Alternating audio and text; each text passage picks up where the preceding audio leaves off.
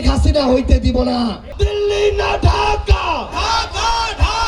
চাঁদাবাজির বিরুদ্ধে, মাদকের বিরুদ্ধে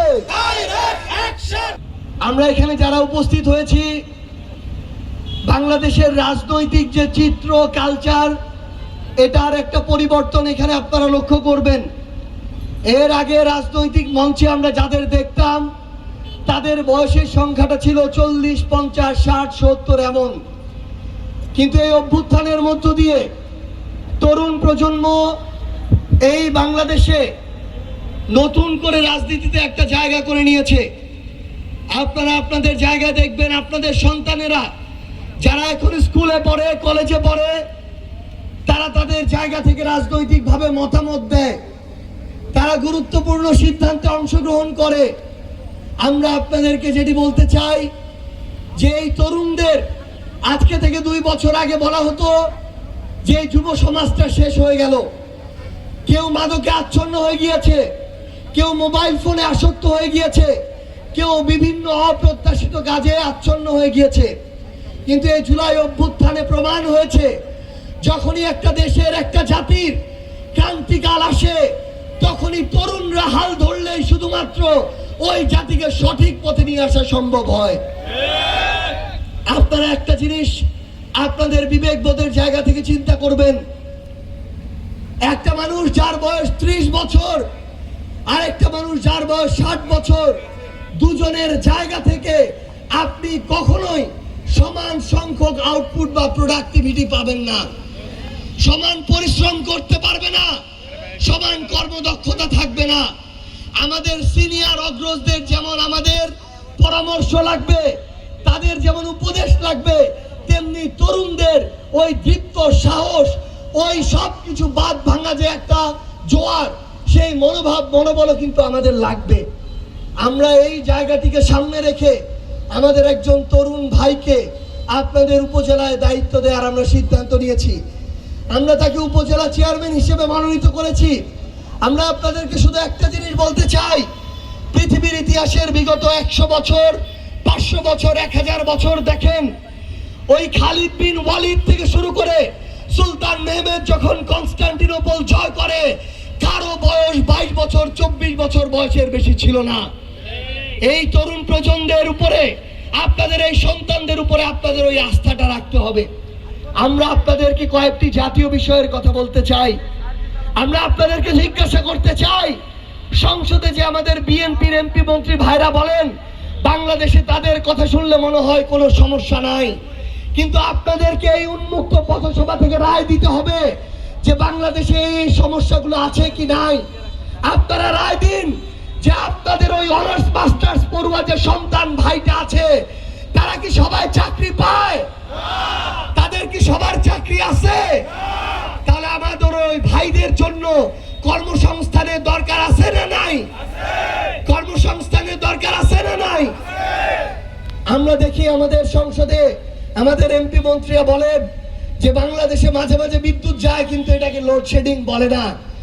আপনারা তো এই পথে প্রান্তরের মানুষ, আমি জানি এখানে শুধু এনসিপির শুভাকাঙ্ক্ষীরা নেই, অন্যান্য রাজনৈতিক দলেরও কিছু কিছু শুভাকাঙ্ক্ষী এখানে আছে।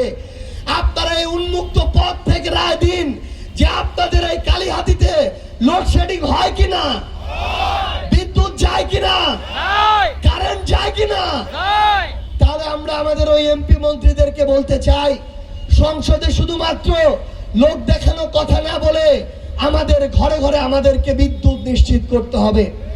আমরা জানি আমাদের এই অভ্যুত্থানে আমাদের জামাতের ভাইরা, বিএনপির ভাইরা, আরো অন্যান্য অনেক দলের সহযোদ্ধা ছিলেন, কিন্তু আমরা শুধু একটা কথা বলতে চাই, আমরা আগামীর বাংলাদেশে আর নতুন করে কাউকে শেখ হাসিনা হইতে দিব না।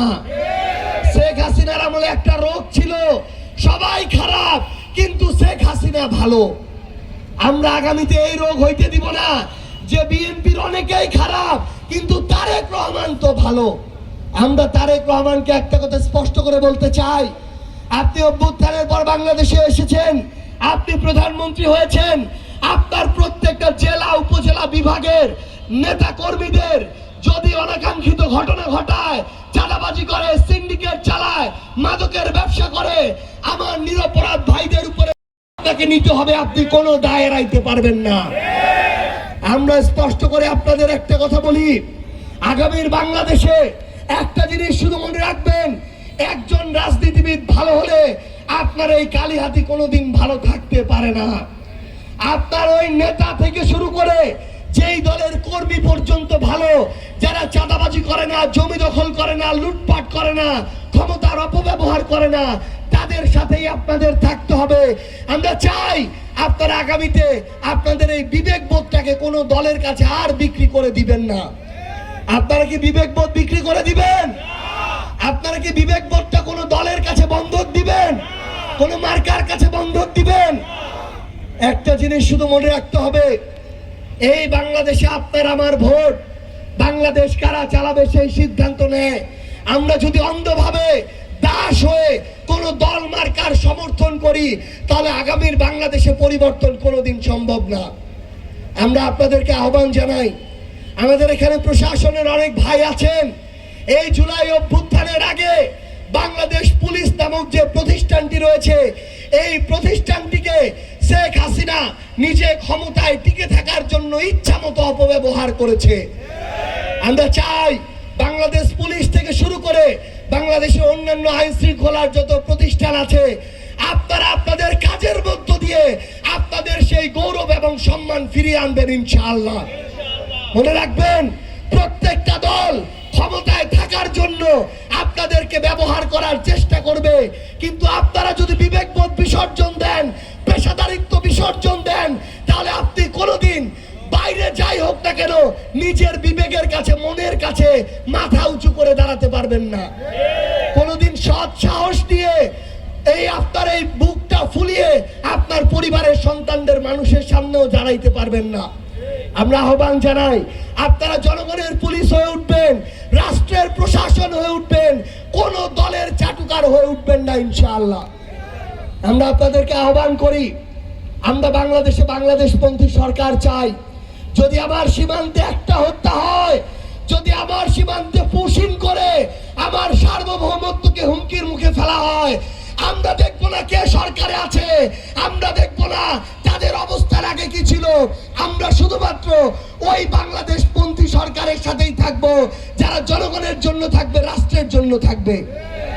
কিন্তু উপরে উপরে জাতীয়তাবাদ আর ভিতরে ভিতরে যদি একটা অংশ ভারতের সাথে আঘাত করে, আরেকটা অংশ আরেকটা গোষ্ঠীর সাথে আঘাত করে, যারা আমার দেশের স্বার্থকে নষ্ট করে, তাহলে এই আঘাত বাংলাদেশের মানুষ কোনোদিন মেনে নিবে না। আমরা শুধু পরিশেষে আপনাদেরকে একটা বিষয় বলে যেতে চাই, আমরা এখন বাংলাদেশে এমন একটা গড়ার পর্যায়ে রয়েছি, এই পর্যায়ে এখনো আমাদের লড়াইটা শেষ হয় নাই। যদি শেষ হতো তাহলে একটা অভ্যুত্থানের পরে কোনোদিন ওসমান হাদিকে জীবন দিতে হইতো না।